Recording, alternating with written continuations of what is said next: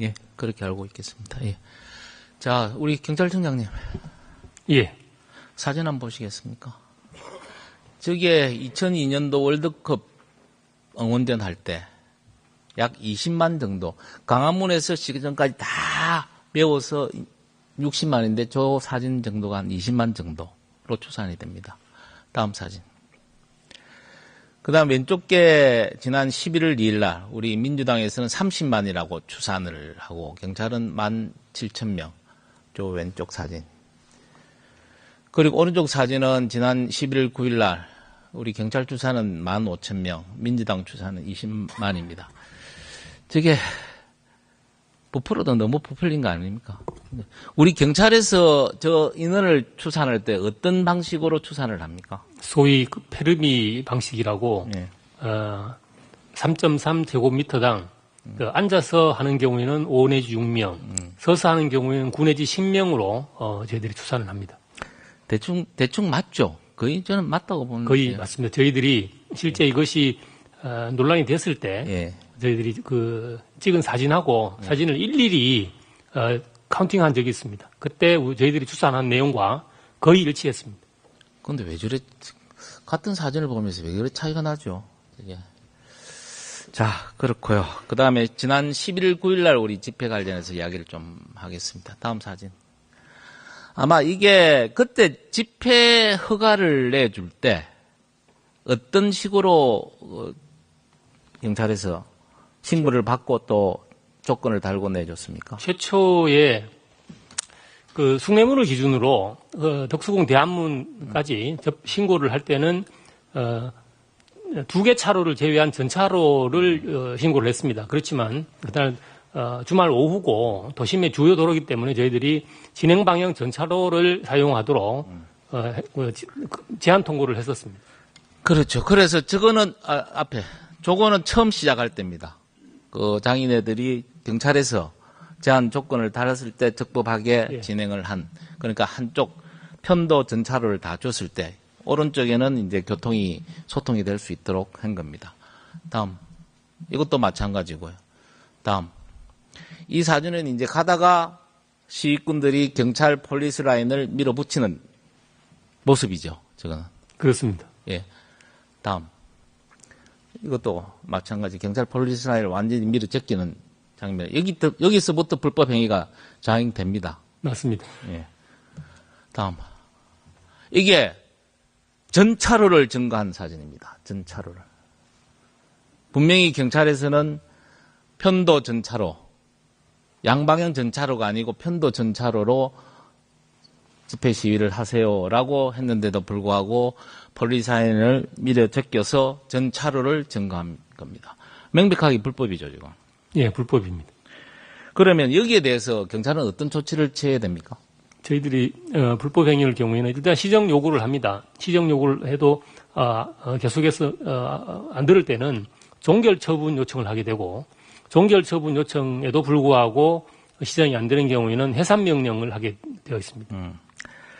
그래서 집회의 자유는 보장하나 이로 인해서 시민들의 편의도 보장을 해야 되는 그런 상황입니다. 그래서 경찰이 공권력을 가지고 법질서 확립을 하기 위해서 들어가는 거죠. 예, 그렇습니다. 그렇지 않으면 경찰이 있을 이유가 없다고 저는 생각을 합니다. 그런데 그럼에도 불구하고 이게 지금 민노총이나 야당에서는 당일 경찰이 강경 진압을 했다는 주장을 하고 있습니다. 그게 맞습니까? 저는 강경 진압했다는 주장에 대해서는 동의할 수 없습니다. 그 주최 측 참가자 부상자가 나왔다는데 몇 명이나 나왔는가요?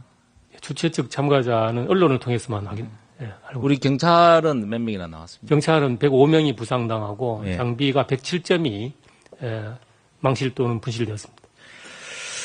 그 명백하게 제가 보기에는 공권력에 대한 도전이다라고 생각을 하는데 이게 좀 엄정하게 처벌을 해야 됩니다. 이게 우리가 밀리면 밀릴수록 법질서가 확립이 안 되는 그런 상황이지 않습니까? 그래서 제가 알기로는 연행자도 11명이나 있었다고 지금 보는데요. 예. 그다음에 영장을 신청을 했습니다. 했는데 예. 예, 법원에서 기각을 했습니다. 그 기각 사유가 뭡니까? 한 두 가지 케이스인데 하나는 범죄 혐의가 상당 부분 소명이 돼 있어서 구속의 필요성이 없다는 거하고 하나는 뭐 어떤 사회적 유대 관계라든지 이런 걸 종합했을 때 구속의 상당성이 부족하다 이렇게 판단한 걸로 알고 있습니다. 그래서 지금 이와 관련해서 민주당 최고위원회에서 이재명 대표는 80년대 백골단 운운을 하면서 경찰이 각오로 회귀하고 있다라고 이야기를 합니다. 우리 청장님 백골단 세대입니까? 저 아주 초임 때는 뭐 그런 세대이긴 합니다만 저는 그 주장에 동의할 수 없습니다. 경찰의 법 집행이라고 하는 것은 국민의 일반적인 법 감정을 떠나서는 있을 수 없습니다. 지금 우리 국민들이 80년대 백골단의 경찰을 소환할 때 저는 우리 국민들이 가만히 있지 않을 거라고 생각합니다. 지금 우리 동원된 경력들 중에 사복을 입고 뛰어다니는 이 진압부대가 있습니까? 없습니다. 없습니까?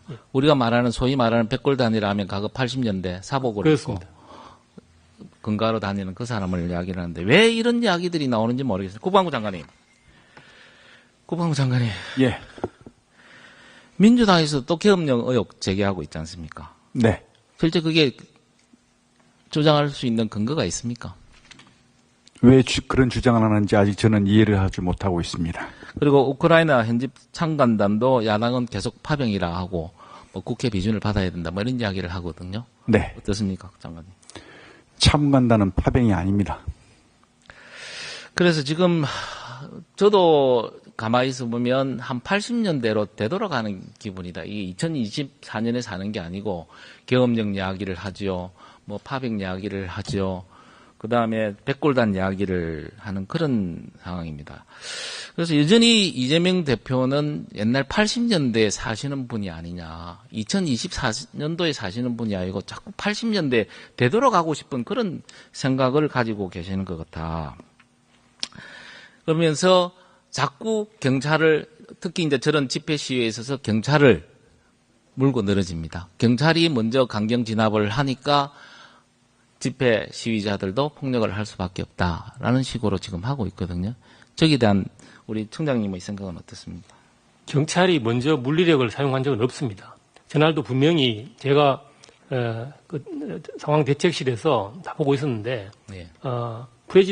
프라자 호텔 라플 지나던 시위대들이 앞에 있는 우리 경찰들을 물리력으로 밀어붙였습니다. 그래서 그것을 방어를 했고 그 방어한 이후에 본격적인 충돌. 경찰의 입장에서는 완전히 적반하장인 거죠. 저희들은 뭐 그 일부 주장에 동의할 수 없는 부분이 대부분입니다. 그럼에도 불구하고 행안위 예산심사에서는 그런 어떤 빌미를 삼아서 지금 예산을 깎겠다고 나오고 있지 않습니까? 아직 그 상정이 안 됐습니다. 상정이 안 되죠. 예. 뭐 특활비라든지 경비국 예산도 좀 깎으려고 그런 조짐이 있다고 저는 생각을 하는데 그런 부분에 대해서 우리 청장님께서 위축되지 마시고요.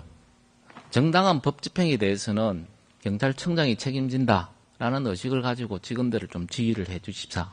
그리고 예능된 그 시위자뿐만이 아니고 이게 배후에 다른 세력이 있을 수 있는 거지 않습니까? 그 배후 세력까지도 수사를 좀 철저히 해 주십사 하는 부탁을 드립니다. 그렇게 좀 해 주십시오. 예, 그렇게 하겠습니다.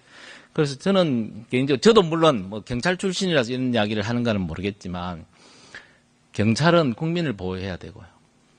그런 경찰은 정부가 보호해 줘야 됩니다. 그 경찰을 보호해 주기 위해서는 여러 가지 예산이나 이런 제도적인 게 갖춰져야 되고요. 특히 우리 기재부 차관님 좀 경찰 예산에 좀 많이 좀 도와주십사 부탁을 드리고요. 네, 그렇게 우리 행안부 장관님도 경찰에 좀 많은 지원을 해주셔야 됩니다. 예, 적극 경찰이 지원하겠습니다. 사기가 살아야 우리 법 질서가 지켜진다. 네, 공감합니다. 예, 그렇게 좀 해주십사 부탁을 드립니다.